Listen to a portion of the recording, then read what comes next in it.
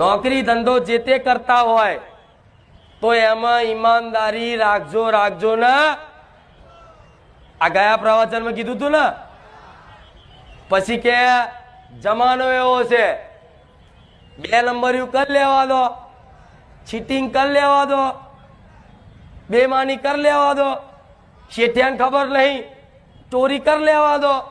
શેઠિયો નહીં જોડતો હોય પણ શેઠિયાની કુળદેવી એનો ભગવાન જોડતો હશે. જોણા કે નહીં?